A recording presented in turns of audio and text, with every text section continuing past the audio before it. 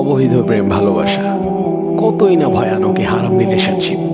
আপনি 5 ওয়াক্ত সালাত আদায় করছেন, রুটিন করে নিয়মিত কোরআন তেলাওয়াত করছেন, আপনি পর্দা করছেন, রাসূল সাল্লাল্লাহু আলাইহি ওয়াসাল্লামের সুন্নাহ মেনে চলছেন, নিয়মিত কতই না দোয়া করে যাচ্ছেন, আর এর পাশাপাশি আপনি কন্টিনিউ করে যাচ্ছেন একটি হারাম রিলেশনশিপ অর্থাৎ জিনা, যা হচ্ছে কবিরা গুনাহ।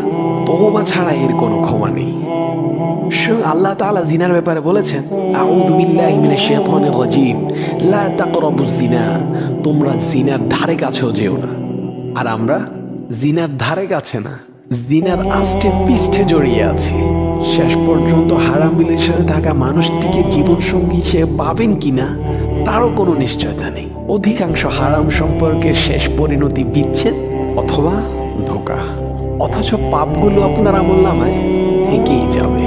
আবার অনেকেই ভাবে বিয়ের উদ্দেশ্যে হারাম সম্পর্কে জড়ালে কোনো গুনাহ হয় না। ভাই, হজ কিংবা কোরবানি করার নিয়তে কি চুরি ডাকাতি করা জায়েজ আছে?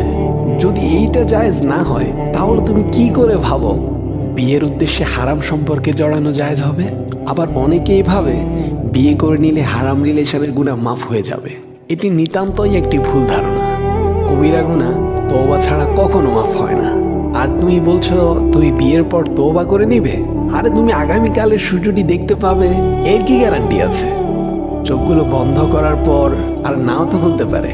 তাই আসো, হারাম সম্পর্ককে না বলি, হালাল সম্পর্ক গড়ে তুলি।